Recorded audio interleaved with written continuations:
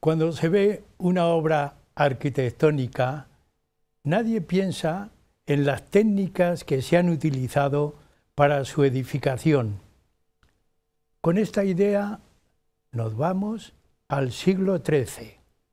Podría ser perfectamente 1224-1225, Toledo. Una reunión peculiar, un arzobispo y un arquitecto. El arzobispo, don Rodrigo Jiménez de Rada. El arquitecto, llamado Martín, posiblemente de origen francés, aunque puestos a inventar, a mí me parece que también podría haber un joven arquitecto llamado Pedro Pérez. El señor arzobispo le pregunta al arquitecto, ¿cómo está el plano de ese edificio, de esa catedral que pretendemos realizar en la ciudad de Toledo?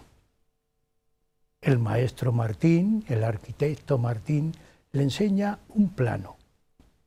Un plano, 5 naves, además de las 5 naves, una girola maravillosa, todo rodeado de capillas. Y además le dice, según el estilo nuevo francés, que en la capilla o en la abadía de Saint-Denis francesa empieza el nuevo arte, el arte gótico. El arzobispo se quedaría sorprendido, pero también se quedaría sorprendido cuando, además del plano, el arquitecto le presenta técnicas, materiales, traslado de materiales, oficios, canteros, vidrieros. Nos cae a nosotros una pregunta fundamental. ¿Cómo se construyó la Catedral de Toledo? Pues amigos, Huella de nuestro tiempo les presenta ese tema.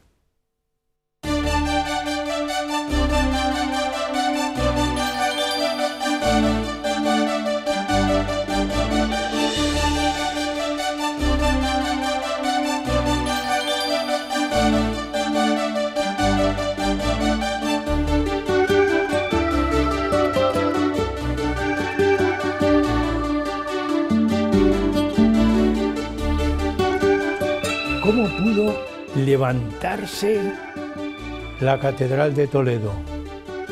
Vaya una pregunta que estamos presentando hoy en el programa. ¿Cómo pudo levantarse? No lo sabemos, porque hay muy poca documentación de las técnicas, de los materiales, del traslado de materiales, pero tenemos a un investigador que se ha preocupado de hacer el trabajo y de ofrecerlo hoy en el programa. Se trata de don Roberto Díaz Rubio. Le tenemos en el estudio, en el plató, y yo le agradezco que ese trabajo que ha realizado a mí me ha llenado, primero, de satisfacción. Muchas gracias. Segundo, yo no diría de orgullo, porque en la Cofradía Internacional de Investigadores hay personas que se dedican a hacer estos trabajos. Cierto es. Y que valdría la pena publicarlo. Yo lo tengo aquí, para mí va a ser pues como si fuera un libro más en mi biblioteca. Pues muchas gracias, Así que, Andrés. bienvenido al programa y muchas gracias por este trabajo. Amigos, don Roberto Díaz Rubio es doctor doble. Doctor en innovación arquitectónica de edificaciones y doctor arquitecto, pero doctor ingeniero también en edificaciones, todo por la Universidad Politécnica de Madrid. Es un hombre que ha trabajado dedicado a la investigación de materiales y de edificación, y también ha cumplido nada más y nada menos que 50 proyectos a nivel provincial, regional, incluso internacional. Formador de alumnos, ha sido profesor invitado en numerosas universidades de Hispanoamérica. también es asesor de todos esos conceptos de ambiente, de clima actual que aparecen fundamentalmente a nivel mundial y europeo. Así que, y además, no podemos dejar de pensar que es un investigador de la Cofradía Internacional de Investigadores de Toledo. Así que, con esta idea, primera cuestión y primera pregunta. ¿Dónde, cómo, yo te lo he dejado a ti, dónde y cómo se va a hacer la nueva catedral que don Rodrigo Jiménez de Rada le pide al maestro Martín? Efectivamente. Buenas noches en primer lugar, Andrés, y muchas gracias por haberme invitado a este programa y para hablar de un tema tan interesante y tan apasionante. Y antes de empezar, sí que sería bueno, antes de empezar con toda la cronología y toda la historia, pedir disculpas por los errores o las omisiones que podamos tener a lo largo de lo que hablemos, puesto que son unos temas en los que hay mucha investigación y mucho tema, y a veces hay contradicciones entre unas investigaciones y otras. Entonces, probablemente algún espectador de los que nos puedan ver pensarán, eso no es así, que lo he estudiado yo. Pues probablemente, puede ser. Entonces, como bien dijiste una vez, en historia siempre se habla de posible. Sí. Posible. Entonces, bueno, centrados en el tema de la Catedral de Toledo, esa Catedral de Toledo nueva, como bien dices, que se empieza en el 1226, la primera piedra, que se construye, parece ser, documentado, sobre la primera catedral visigoda, que a su vez se construyó sobre un templo arriano. Esa catedral visigoda, que en el 587 Recaredo abraza la religión católica y que posteriormente, con la invasión musulmana, fue reconvertida a mezquita. Una mezquita de grandes dimensiones, que si vemos sobre el plano de la catedral, sobre el plano de la catedral actual, podría asimilarse casi a la mezquita de Córdoba, unas dimensiones bastante importantes, una mezquita. Y como vemos en la imagen, podemos ver sobre lo que es el plano de la catedral actual, lo que sería, según las excavaciones que se han realizado, lo que sería la mezquita al-Jama, la mezquita mayor. Podemos ver el rectángulo sombreado en gris, que sería, digamos, lo que sería la mezquita, y un poco más arriba, ocupando parte de lo que es el claustro actual, pues lo que sería el patio, y junto con el patio el aljibe que surtía de agua a gran parte de la ciudad. Y también podemos ver lo que ocupa actualmente la torre de la catedral. Pues bueno, ahí estaría el minarete, que, si me permites una curiosidad, Andrés, contarte, los toledanos que nos gusta de vez en cuando pasear y escuchar a veces lo que están contando los guías a los grupos de turistas, pues hace poco, he de contar que estaba paseando yo por la plaza del ayuntamiento y había un guía extranjero, que no era, pues los guías de aquí son maravillosos, que le estaba explicando a un grupo de turistas extranjeros también que precisamente nuestra catedral estaba construida sobre una antigua mezquita, y no se le ocurre otra cosa que decir, como pueden comprobar, ahí tienen el minarete de la catedral. Pues el minarete de la mezquita. Es la anécdota. Claro, la anécdota. Dice, y no le faltaba parte de razón, en el sentido de decir, han leído que era una antigua mezquita, exacto, pero ahí había estado. Entonces, bueno, la mezquita sigue funcionando como mezquita al-Jama, como mezquita mayor, hasta la Reconquista, hasta que la entrada de Alfonso VI en el 1085, la rendición de Toledo, a manos de Alfonso VI, que una de las condiciones que pusieron los musulmanes para la rendición de la ciudad de Toledo fue poder conservar el culto en su mezquita mayor, y parece ser que Alfonso VI aceptó, con lo cual se pudieron mantener el culto en aquella mezquita. Pero no era esta condición, parece ser, y según cuenta la leyenda, no era contento de su mujer, Constanza, y del arzobispo Bernardo de aquella época.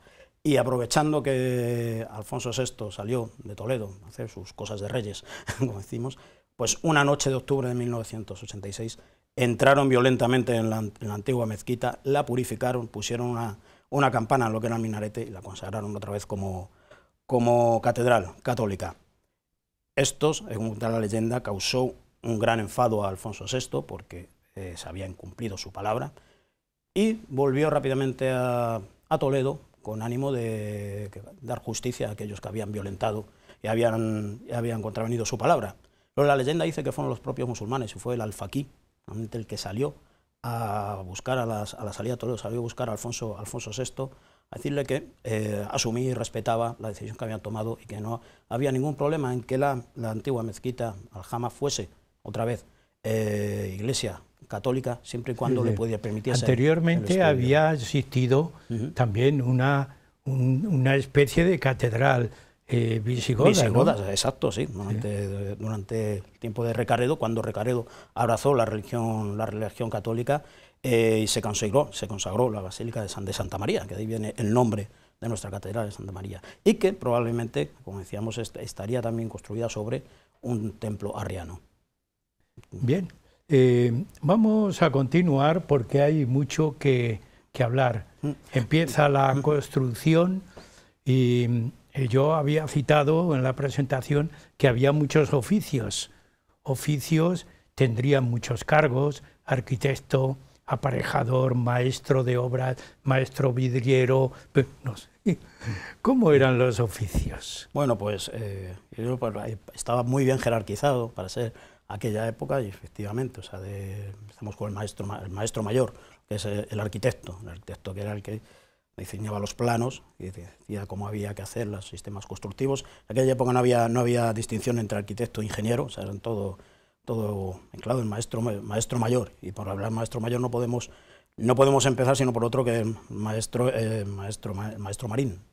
Maestro Marín, de origen francés, que probablemente el arzobispo Jiménez de Rada, que fue el gran precursor, el gran artífice de que se empezase a construir la catedral, junto con el apoyo de Fernando III el Santo, pues Jiménez de Rada, que había estudiado, se había formado en Francia, había adquirido ese conocimiento de lo que es el gótico, sobre todo la catedral de Notre Dame de París, y también había adquirido conocimientos en Bolonia. Pues al llegar a Toledo y ver que esa mezquita, que había servido durante más de 150 años, había servido como catedral católica, ya estaba vieja, y había que crear una construcción acorde con lo que era la catedral primada de Toledo, la catedral primada del reino, con lo que decide acometer la gran obra de una catedral, que obviamente tenía que ser mayor que la mezquita antigua, por lo tanto tenía que tener unas dimensiones lo más parecidas o lo más acordes a la catedral de Notre Dame o a otras catedrales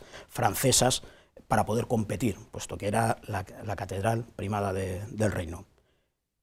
Obviamente en Castilla no había ningún arquitecto que tuviese esos conocimientos que había en Francia, por lo cual contrató al maestro Marín, que fue el que empezó. Sin embargo, yo había citado a Petrus Petri, sí, porque hay una calle colateral con la catedral que está dedicada al maestro Pedro Pérez. Exacto, hasta hace relativamente poco tiempo se ha creído que Petrus Petri fue el primer arquitecto de la catedral, donde está enterrado en ella, pero sí verán que un estudio de primero de siglo viene un poco a contravenirlo, sí, sobre todo porque el maestro Petrus Pérez... había muchos oficios, ¿no? Sí. Aunque no sea nada más que citarlos, porque yo al leerlo sí, me he quedado sorprendido. ¿Cuántos oficios podría haber? Oficios podría haber todos los que quisiésemos, y alguno más en la escala, pero sí que por debajo de lo que sería el maestro mayor o el arquitecto teníamos el aparejador que era el que recibía un poco las órdenes del maestro y las daba en obra. Era el que coordinaba también todo el tema de los sistemas constructivos, los oficios, el encargado de diseñar, digamos, también todos los andamiajes y todos los cimbras para construir, y también el que era el encargado de seleccionar, digamos, los materiales en canteras, ir a canteras a ver los materiales, seleccionarlos, incluso también era el encargado de pagar a los oficios. Por debajo del aparejador, digamos, teníamos los maestros de los oficios, que eran los grandes de cada uno de los oficios, tanto el maestro pedrero, que era, digamos, que la élite de aquella época. O sea, no en vano pasamos de una catedral a una que es de sillar y piedra, cuando en Toledo eso no era habitual. En Toledo la arquitectura habitual era, como sabemos, mampostería y ladrillo. Pasamos de un ejercicio de ladrillo y mampostería a sillares y piedra. Entonces los maestros pedreros crearon una gran importancia y fueron prácticamente una élite dentro de lo que eran los oficios. y por debajo de los maestros, pues bueno, estaban, digamos, que los aprendices o los mozos que trataban de adquirir los conocimientos de sus maestros con objetivo de que algún día tener ese... Que era una buena escuela, ¿no? Era una buena escuela, efectivamente. Hoy diríamos una escuela de formación profesional. Exacto. Además, profesión... También hay estudios por ahí, hay estudios de investigadores que dicen que en la época del arzobispo Tenorio había una escuela catedralicia. Cierto. Llamada así, Pedro Tenorio. Sí, Pedro Tenorio, que fue otro de los grandes artífices de que la catedral llegase hasta se pudiese finalizar. Y la mano de obra sería mucha. Mano de obra ingente, o sea, la construcción de la catedral, pues probablemente casi toda la población de Toledo participase de alguna forma u otra en la construcción, y generaciones tras generaciones, estamos hablando de más de 260 años, desde que se pone la primera piedra en 1226 hasta que se terminan de echar las bóvedas en ese recuerdo que hay puesto sobre la fachada occidental de enero de 1493. Siendo maestro de obras el arcediano de Calatrava. Muchos años y muchos empleados habría. Muchos empleados y mucho dinero. Había como un efecto llamada a los arquitectos, especialistas, artistas, inventores incluso de artificios que vendrían de Francia, ¿no? Sí, obviamente. O sea, al final...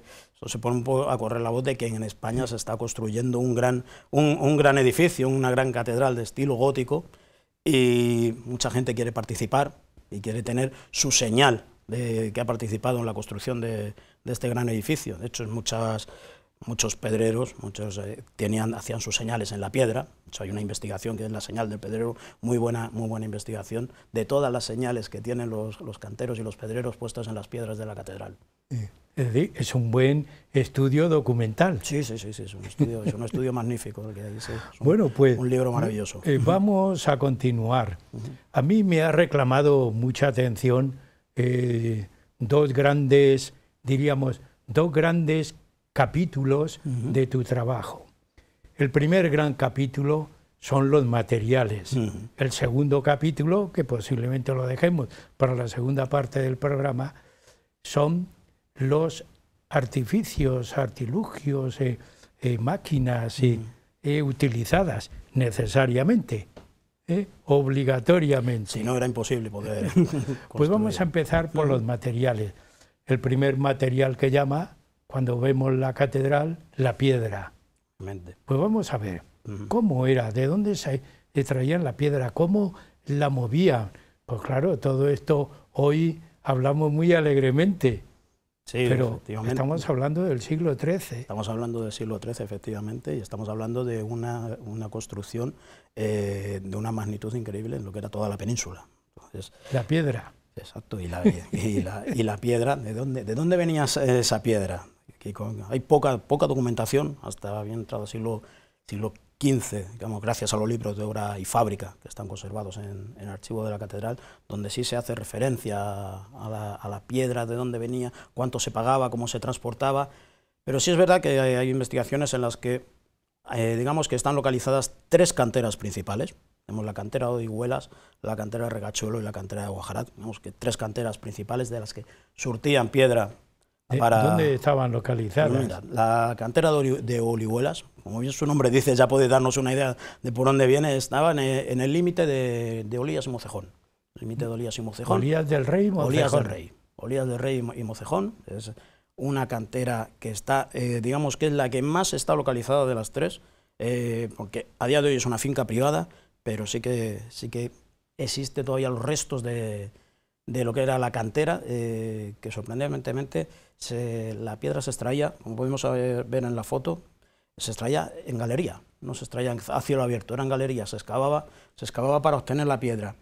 También se cuenta en la leyenda que antes de ser cantera fueron catatumbas cristianas, e incluso que había alguna conexión entre las cuevas de Hércules y la cantera de Orihuelas. Eso queda para la leyenda. Pero sí, de aquí, de esta cantera, se extraía sobre todo la piedra caliza que era muy buena para poder tallar, pero había algunas partidas, digamos, que no eran tan buenas de calidad para su uso en el exterior. Probablemente la desaparecida torre del reloj, que hubo que derribar, estuviese construida con piedra caliza de esta cantera, y como bien sabemos, pues hubo que derribarla a finales del siglo XIX. Esta cantera venía, bueno, realmente hay que decir también que las canteras eran auténticos poblados. O sea, estamos hablando de que había que surtir de gran cantidad de material a la catedral. Se extraía la cantera, de la piedra de la cantera, se partía, aprovechando que estaba húmeda, era más fácil de partir, se partía en bloques y se traía a la ciudad. Luego hablaremos un poco, hay una foto en la que tenemos localizadas las 3 canteras y cómo llegaban desde las canteras hasta... Mira, precisamente en esta foto tenemos arriba la cantera de Olihuelas, que es la que está más localizada. Un poco más la zona entre Santa Bárbara, desde Santa Bárbara hasta Nambroca, estaría localizada la cantera de Regachuelo, de donde se extraía tanto caliza como otra piedra berroqueña, piedra granito. Y un poco hacia la zona de Polán tendríamos la cantera de Guajarat, donde se extraía el granito. El río Guajarat. Exacto, río Guajarat, efectivamente. O sea, toda la zona de Polán. Luego hay canteras más pequeñas en la zona de Orgaz. Incluso se habla de la cantera del Milagro. Hoy en día nos ha llegado el puerto de Milagro, que era la zona de ventas, pues ahí también tendríamos unas canteras. Y aquí, por ejemplo, en esta figura podemos ver supuestamente el trayecto que tendría la piedra que traían desde la cantera de Regachuelo hasta la catedral. Imaginemos, o sea, estamos hablando de piedras de grandes dimensiones, que luego en los talleres se convertían bien en losas o bien en los sillares, y estamos hablando de piedras de un material de un peso enorme. Estamos hablando de un metro por un metro de piedra, un bloque de un metro, estamos hablando de cerca de 2 toneladas. Cerca de 2 toneladas que había que trasladar con los artilugios y con los sistemas de aquella época. En concreto, si podemos ver la imagen anterior, de la cantera de Regachuelo, se bajaba con carretas tiradas por bueyes, es así, se bajaba a través de lo que hoy es Santa Bárbara, se cruzaba por la huerta, lo que se conoce como la Huerta del Rey, que el rey había dado permiso para poder cruzar a través de la Huerta del Rey, poder cruzar con las carretas. Se cruzaba el río por barca, no se utilizaba el puente debido a que las piedras, o sea, y el tránsito dañaba seriamente las estructuras. Entonces no se llegó a utilizar el puente de Alcántara, no hay documentado. Sí es verdad que el obispo Pedro Tenorio invirtió bastante dinero en la recuperación y en la restauración de los puentes, probablemente en parte dañados por el tránsito de las carretas que traían las piedras a nuestra catedral. Serían unas barcas muy sólidas. Sí, de hecho está documentado en los libros de Bay Fábrica. En una crecida del río, una de las barcas quedó varada y hubo que traer una de las grúas de la catedral para poder recuperar la barca.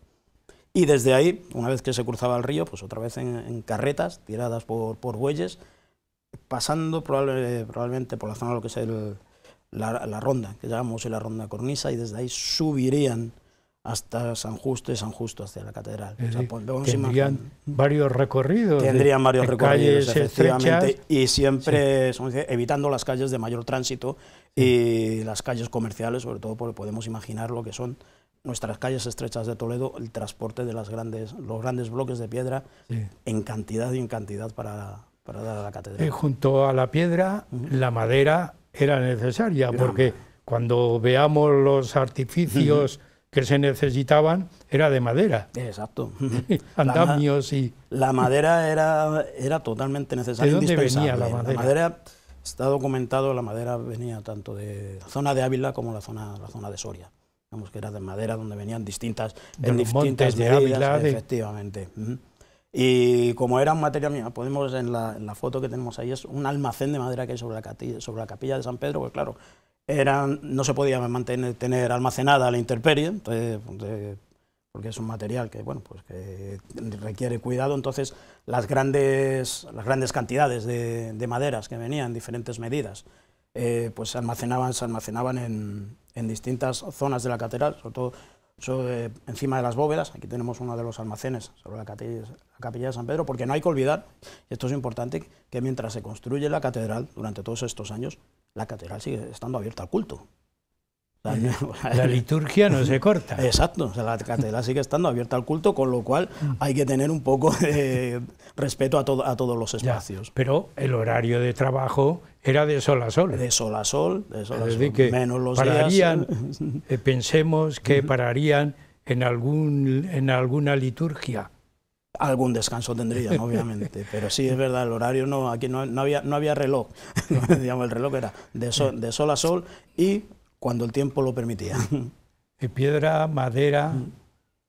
¿Qué más importante se necesitaba como material, además de estos dos grandes bloques?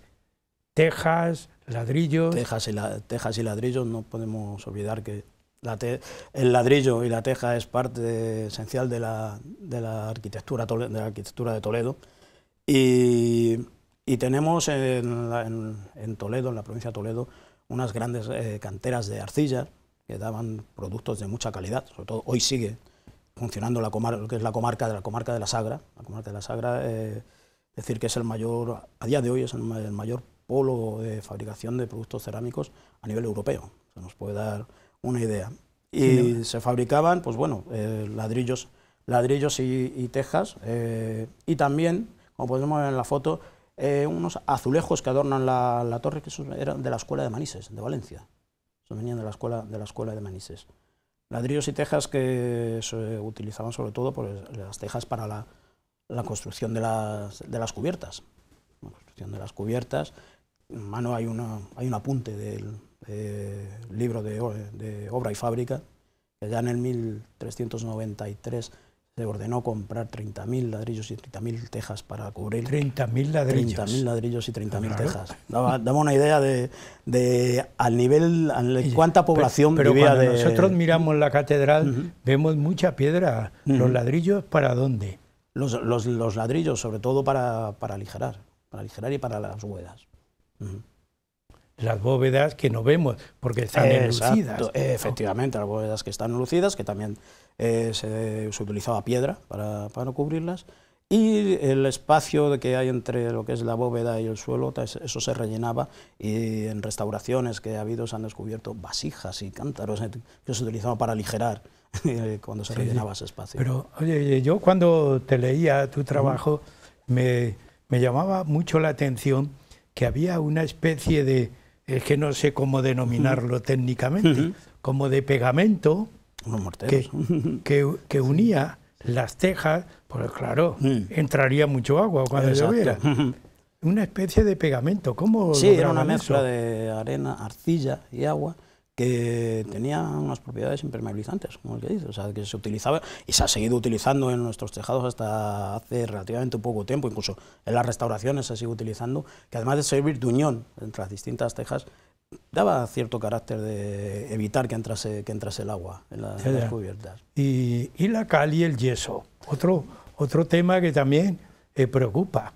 La cal, claro, que cal y yeso era lo más usado, exacto, era lo más conocido. Esas piedras, esos ladrillos, habría que unirlos con algo, y habría que, aparte de nivelarlos, pues bueno, los morteros que a diferencia del mortero de hoy en día, que se utiliza el cemento no, como nosotros conocemos hoy el cemento Portland, obviamente en aquella época no existía, y los morteros que se utilizaban en aquella época era mortero de arena y cal, una parte probablemente 3 de arena y una de cal, o 5 de arena y 2 de cal, y quizá cuando se hacía con menos calidad se metía un poco de yeso.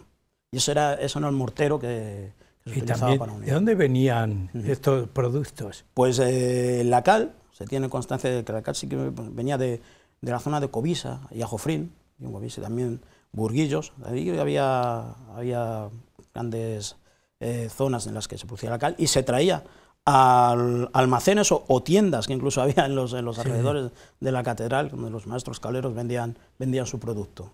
Por ese motivo, la Plaza de la Calera. Exacto. En Toledo. Exacto. Yo cuando paso por ahí y digo, aquí ya venderían cal. Exacto. cal, yeso. ¿De dónde vendría el yeso? El yeso probablemente de la misma zona. Sí. De la misma zona. De la misma zona donde se hacía la cal, pues vendría el yeso también. Bueno, llegamos a la mitad del programa. Hemos hecho un recuento de materiales. Claro, queda mucho. Pero en la segunda parte nos vamos a centrar en los ingenios, que es importante. Así que, amigos, estamos en el programa Huella de nuestro tiempo, hoy con una pregunta que continúa en el aire. ¿Cómo se construyó la Catedral de Toledo? Un descanso y seguimos con ustedes.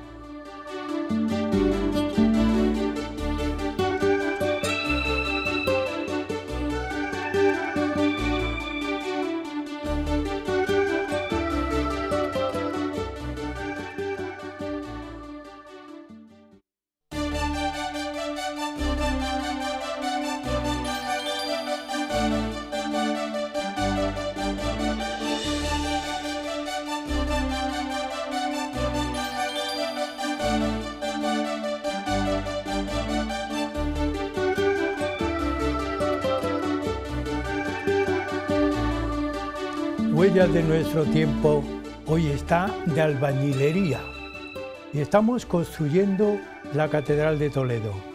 Tenemos en el estudio a un arquitecto, un investigador, don Roberto Díaz Rubio, que en la primera parte nos ha hablado situación, materiales, y yo me he quedado un poco perplejo cuando escuchaba la cantidad de materiales que se necesitan para construir una catedral. Pues vamos a seguir, aunque sea brevemente, nos hemos dejado algún material que yo quiero, más que material, uso de clavos, hablábamos de la cal, del yeso, pero también se necesitan otros materiales, como el agua, los clavos. ¿Qué podemos citar de todo eso? Pues bueno, el agua, elemento imprescindible, ¿no?, para la fabricación de los morteros con los que se unían las piedras. El agua se extraía del aljibe, que hemos hablado al principio, que el aljibe que era de la época musulmana, que hay en el claustro, el que hoy sigue saliendo el agua para los botijos del día 15 de agosto, aunque con la construcción del claustro sí que hubo que hacer alguna modificación y se construyó una noria gótica que podía para abastecer de agua no solo a la construcción para la fabricación de los morteros o lo que era necesario, sino también daba servicio aparte de la ciudad. Incluso en las épocas de sequía era preciso traer agua de otros lados. Nos da idea de la magnitud de la obra. Y cuando hablabas de clavos, pues bueno, no se pueden dejar atrás los metales. En aquella época los metales, que eran tanto para la fabricación de clavos imprescindibles para toda la carpintería de armar, como para las herramientas necesarias para la construcción, tanto en cantera para los bloques, como ya en taller para dar forma. También el plomo, que se utilizaba también en las cubiertas. Pero en aquella época ya había plomo, ¿no? Estamos hablando del siglo XIII, XIV y había plomo. Yo pienso el plomo y pienso en las vidrieras. Es obligado en una catedral gótica hablar de vidrieras. Sería importante no solamente la mano de obra, sino también el artista, el diseñador. Hoy diríamos, el dibujante. Exacto, ¿Cómo se trabajaba ahí eso? Las vidrieras que, como bien dices, pues gracias a la arquitectura gótica, que se crean esos grandes espacios abiertos en los que se cubren con vidrieras. Realmente el vidrio probablemente no vendría de la zona de Castilla, sino vendría, lo que hay documentado, de fuera, probablemente de Países Bajos. Y ya aquí ya se trabajaba y se empezaban a dar esas formas, esos colores a las vidrieras, que probablemente parte de las vidrieras que tenemos hoy en día no serían las originales, no obstante es el material más débil de todos, y probablemente haya habido, que está documentado, ha habido cambios a través de los tiempos. Bueno, pues vamos a seguir. Yo dije, primera parte, materiales, primer gran bloque, en la construcción. Pero la segunda parte, andamios, cimbras, muchos artilugios, yo digo artilugios, sí, que serían artificios, más que máquinas, serían inventos sobre la marcha. Sí, cierto es. ¿No es así? Cierto es así. Se daba solución al problema que surgía sobre la marcha. Estamos hablando, no olvidemos, estamos hablando de la Edad Media. Sí, en la Edad Media no había, prácticamente no había documentación al respecto y efectivamente, cuando había que construir aquellos edificios como nuestra catedral, tan altos y de esta magnitud, pues claro, construir una torre o unas bóvedas de esta altura y estas dimensiones requería de unos artilugios o unos elementos auxiliares tan importantes como lo que se iba a construir. ¿Cómo eran? Y no había nada ¿Cómo donde poder y de fijarse. qué estaban hechos los andamios? De tal manera que tanto el maestro mayor como el aparejador daban solución sobre la marcha y lo diseñaban. Elementos auxiliares, tanto los andamios como las cimbras, que vamos a ver, que sin ellos habría sido imposible que la catedral llegase a nuestros días, se hubiese podido construir, y sobre los que realmente hay muy poca documentación al respecto. Está un poco documentado porque es aquello que no se ve, por lo tanto no se ve, digamos que carece de interés. Las imágenes que estamos viendo realmente son de un libro de la Torre de Babel, que a partir de la iconografía que se ha podido obtener de distintas fuentes, se ha podido saber cómo eran los andamios de aquella época. Y los andamios los podíamos dividir en dos clases de andamios. Los andamios fijos, que eran todo de madera, en los que sí estaban fijados al suelo y se iban construyendo como cruz de San Andrés, que se ataban con cáñamo, y sobre unas vigas se colocaban unas tarimas de madera, y ahí trabajaban en esta imagen lo podemos ver, unos andamios colocados al suelo y sobre ellos unas tarimas en las que trabajaban los operarios, pero claro, con estos andamios solo se podía llegar a cierta altura porque era una obra muy grande. Estos andamios, todos de madera, cuando finalizaba la construcción en la que estaban, pues se podían recuperar, pero el gasto en madera era enorme, sobre todo para las grandes alturas. Estamos hablando de nuestra catedral, nuestra torre, de más de 90 metros de altura, y las bóvedas de 40 metros, por lo tanto, era necesario idear alguna solución.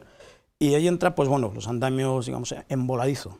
Hay dos tipologías, unas vigas que apoyaban de un muro a otro, y sí que sobresalían un poco fuera del muro principal. Sobre esas vigas se colocaba un antanimado, y se podía trabajar en altura.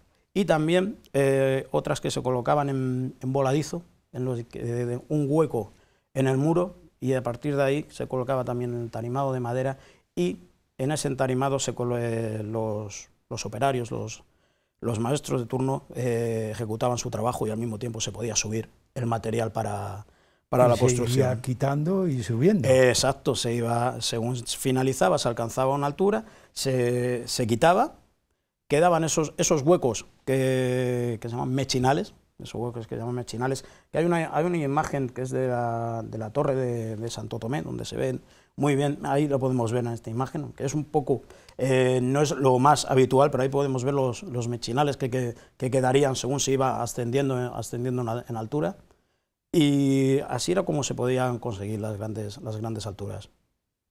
Mechinales, en madera para hacer andamios.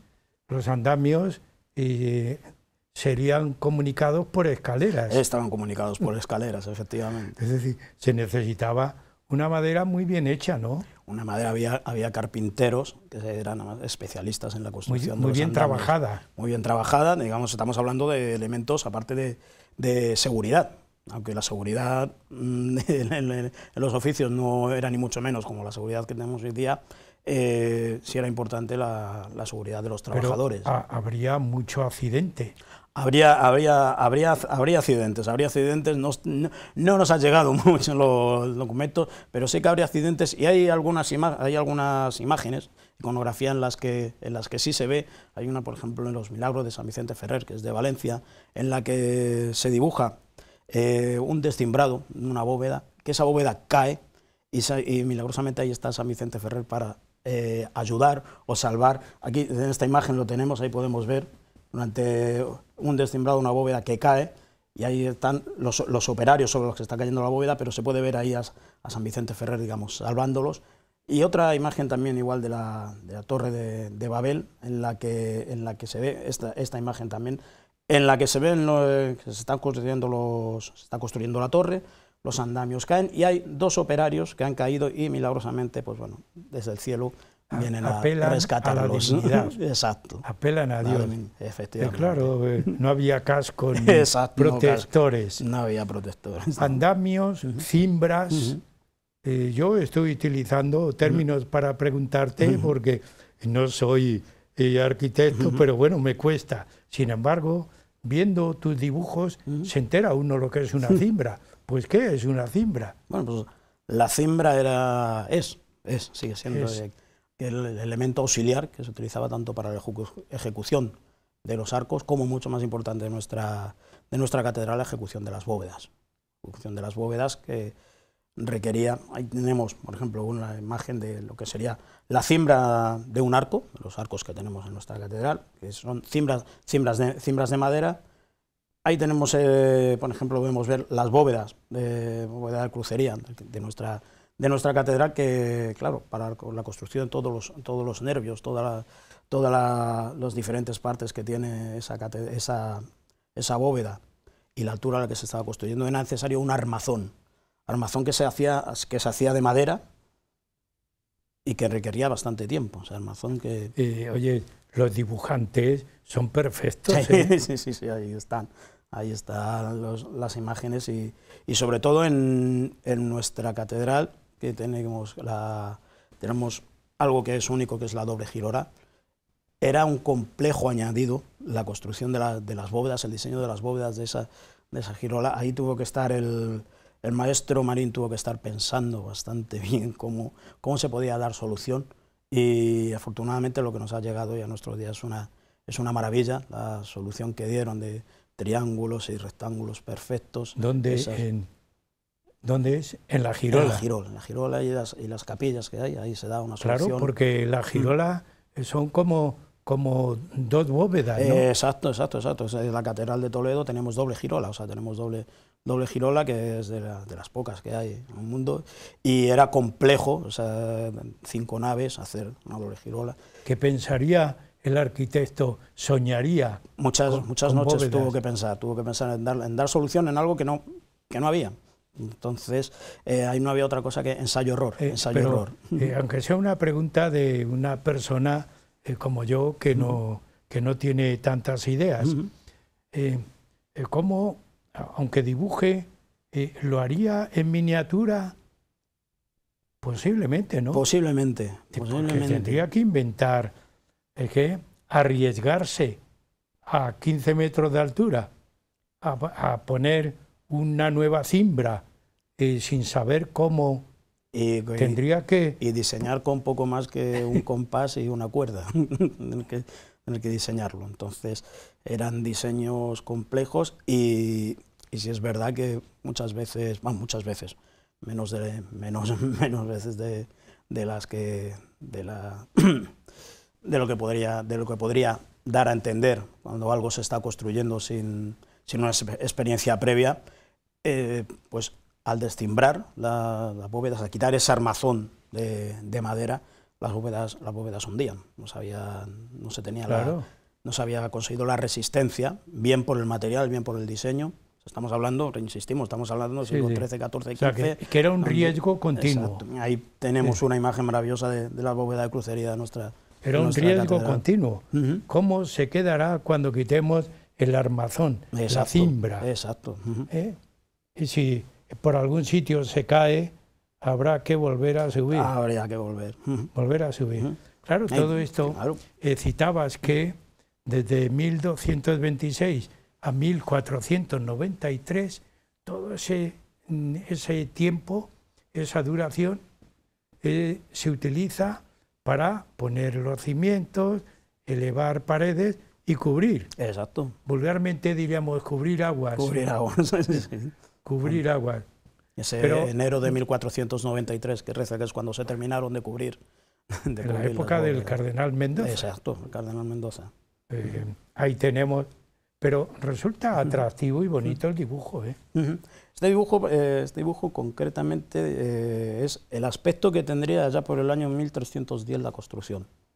Vemos que todavía se puede ver que seguía existiendo parte de la mezquita, en la que, como decíamos antes, seguía abierta al culto, la catedral tenía el culto, mientras se seguía construyendo. Y durante los primeros años la construcción, digamos, que fue bastante rápida. Ahí tenemos la imagen de esa doble girola de la catedral, con las 7 capillas que se crearon al principio y que luego posteriormente fueron modificadas con el paso del tiempo, con todos los cambios que ha habido. Pero no era frecuente, ¿no?, que hubiera una girola como esta de Toledo. No era habitual, y por eso ahí el maestro Marín tuvo que pensar bastante bien cómo darle solución, y la verdad que la solución que le dio, probablemente no hay una solución mejor que la que dio. Fuera de España, alguna catedral que copiara esta idea de la girola. Pues probablemente la catedral del Templo de Le Mans. Probablemente de ahí pudo tomar el maestro Marín alguna noción de cómo dar solución a la propuesta de don Rodrigo Jiménez de Rada. Bueno, hemos hablado de andamios, pero también hay unos artificios para subir el material. Claro. Porque mucha escalera para subir, diríamos, el del oficio, el trabajador, pero para subir el material, ¿cómo se subía eso? Había que subir los clavos, el mortero, pero mucho más había que subir las grandes piedras, había que colocarlas. Que has dicho que algunas tenían 2 toneladas. Podían llegar a 2 toneladas cuando llegaban a taller, y en taller se iban labrando a piedras de unos sillares conforme a las dimensiones que había establecido bien el maestro, bien el aparejador. O sea, eran soluciones muy pesadas, por no hablar luego ya de subir las campanas al campanario y demás. Entonces, es verdad que en la Edad Media, en la época de la construcción de nuestra catedral, se considera como una primera revolución industrial, en tanto en cuanto se empiezan a construir edificios de gran altura y grandes dimensiones, y hay que dar soluciones. Entonces, se desarrollan inventos, artilugios o ingenios que ayudan, digamos, a construir esas catedrales, a subir esos materiales hasta las alturas de nuestros edificios. Y podemos distinguir, digamos, de más importantes o menos importantes, o de elementos que subían más o menos peso. Pues tenemos los cabrestantes, las cabrias y luego ya las grúas o ruedas, ¿no? Sí, tenemos una grúa en la que tenemos la rueda. Ahí dentro de la rueda se metía un operario que iba andando, iba cogiendo cuerda, y al mismo tiempo se conseguía que fuese subiendo las piedras hasta la altura deseada. En nuestra catedral tenemos data. Ahí, por ejemplo, podemos ver que eso está, digamos que entre la puerta llana ahora y la puerta de los Leones, pues era un elemento que se utilizaba para la subida de material. No el maquinillo que se ve en la foto que se hace en nuestra época, que eso del siglo XXI, y ese es sobre la capilla de San Pedro. No hemos hablado antes el almacén que había sobre la capilla de San Pedro, pues este es el artilugio que se conserva y que se utilizaba para subir el material. Conforme fueron desarrollándose las obras, se fueron creando nuevos ingenios para poder subir cada vez piedras más pesadas o un material a mayor altura. Es verdad que está documentado también en los libros de obra y fábrica que grúas que se construían específicamente para un trabajo específico. Es verdad que para la torre, en la catedral, se construyeron unas grúas que se iban colocando, según se iban abovedando los distintos tramos, se iban subiendo para poder ir cogiendo más altura. Tendrían que subir grúas a esas plataformas. Cierto es. Y para subir esas grúas ahí habría que construirlas ahí, ¿no? No, se podían construir ahí o se construían en los talleres, se trasladaban, se subían con una grúa y se volvían a subir. La verdad es que todo esto es, dentro de lo que hablábamos de la poca documentación que hay, salvo algunos referencias que hacen en los libros de obra y fábrica, los que sí que se habla de que se mandó construir al carpintero una grúa específica para la torre de reloj, etcétera, etcétera, etcétera. Todo lo demás es ha llegado poca documentación hasta nuestra época. ¿Pero tú tienes alguna en el trabajo? Yo podría comentar alguna. Tenemos, por ejemplo, aquí de los ingenieros de la catedral. Mira, por ejemplo, nos habla de que se paga a Ferran García, carpintero vecino de Toledo, 1000 maravedís por razón de los artificios, poleas y tornos que ordenó para subir la campana y las otras campanas que se subieron arriba de la bóveda segunda de la torre, que se mandaba hacer el señor arzobispo de la iglesia de Toledo. Además le dieron 4 arrobas de vino que los maestros y pedreros y carpinteros y peones que anduvieron para subir las campanas las tomaron, y 6 maravedís para los que montaron aquel artificio. Esto está escrito en el libro de obra y fábrica, que nos da una idea de cómo se funcionaba. Exacto. Es decir, y pagarían, por ejemplo, a los caleros o a los de la piedra, les darían algún adelanto, ¿no?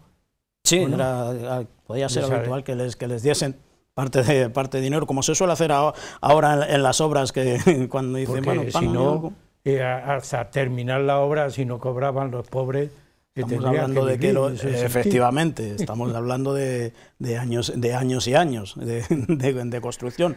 Se les pagaba un adelanto, a veces también se les pagaba en especies, como hemos hablado, en arrobas de vino, incluso se les daba alojamiento también. Era común darles alojamiento, sobre todo a los maestros, sobre todo a los maestros, alojamiento. Exacto. Y habría algunos que víveres también. Sí. Porque los peones no tendrían muchos medios de vida. Los peones que llamaban amo al maestro. Nos pasa una idea del medio de vida que tenían, efectivamente. Pero también había algunas mujeres, ¿no? Mujeres, sí, fíjate, está documentado la existencia de mujeres. ¿No parece raro en esa época? Parece bastante raro, pero sí está... Que intervinieran. Harían pues algunos trabajos más sencillos, ¿no? Pues existe alguna documentación en la que se habla de que las mujeres y niños que se dedicaban al cribado de la arena, para la fabricación de los morteros, aquella arena que llegaba a pie de obra, pues era necesario cribar, quitarla de las impurezas o las piedras gordas, y sí que había mujeres que se dedicaban a este oficio. ¿Qué nos queda como anecdótico que podamos decir? ¿Qué nos queda? Hay tantas anécdotas, hay tantas anécdotas por decir. Nada, es que se podría hablar de tanto de la catedral, que anécdotas hay muchísimas. Yo, si quieres, te puedo contar una pequeña leyenda de la catedral. Bueno, pues mira, como la época es una época, ya hemos visto, muy profesional, muy humana, porque la Edad Media parece como la hija histórica abandonada, la peor, cuando no es verdad. Hay una gran cultura en la Edad Media, hay grandes inventos. Yo no quiero hacer defensa de la Iglesia me refiero a monasterios y ciertos lugares que divulgaron pues la botánica, la agricultura, la industria, la ingeniería, que ahí está escrito y yo no lo voy a inventar. Pero había mucha humanidad. Cierto. Más que, no quiero utilizar el término humanismo, había mucha humanidad. Y esa humanidad, sobre todo en Toledo, estaba llena de leyendas. Y en esa época tú participaste, no en esa época, sino que tú participaste con un trabajo en donde se incluía la vida de esa época, un trabajo que fue premiado como leyenda histórica de Toledo, que se titula La leyenda del juego de pelota. Plaza muy conocida por todos los toledanos, muy cerca de nuestro estudio, aunque sea en estos últimos minutos, por lo menos decirnos qué ocurrió con esa leyenda en aquella época del siglo XIII que hemos tratado hablando de cómo se construía la catedral. Exacto, esa leyenda, esta bonita historia que se desarrolla efectivamente durante la construcción de nuestra catedral y que efectivamente se llama la leyenda del juego de pelota, que nos habla de esa plaza que tiene nombre por el juego de pelota que trajeron los reyes y nobles desde Francia a finales del siglo XIII, pero que también tiene su nombre por esta leyenda que cuenta que en aquella época, donde hoy está el hotel, que hay el hotel de cinco estrellas, había una casa palacio en la que vivía un noble, en la época, el noble don Rodrigo, que tenía una única hija, María. Don Rodrigo había quedado viudo al nacer su única hija, María. Había muerto la mujer en el parto y no había vuelto a casar. Bueno, algo raro en aquella época. Vivía en la casa palacio junto con un matrimonio sirvientes que tenía un hijo, Felipe, que era... María y Felipe eran dos niños inseparables que jugaban en la plaza al juego de pelota, se les veía jugar. Esa amistad de niñez pasó a ser un amor de adolescencia y un día se juraron amor eterno.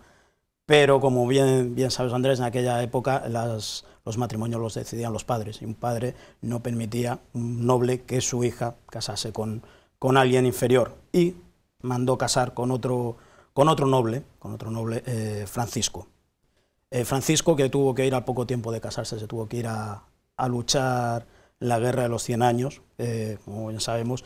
Enrique de Trastamara había firmado con el Pacto de Toledo que iba a ayudar al rey francés en la lucha contra los ingleses, con lo que Francisco tuvo que marchar. En ese periodo de tiempo, María ya sabía que había quedado embarazada. Antes de la marcha de Francisco, Francisco sabía que María estaba embarazada y nació el pequeño Sancho.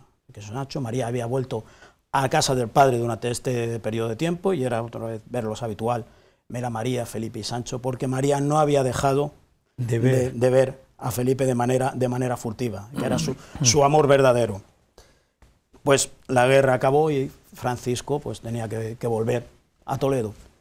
María, al saber que Francisco iba a volver a Toledo, le contó a su padre la realidad de que el hijo que habían tenido, Sancho, no era realmente hijo de Francisco, sino que era hijo del amor verdadero que sentía por Felipe.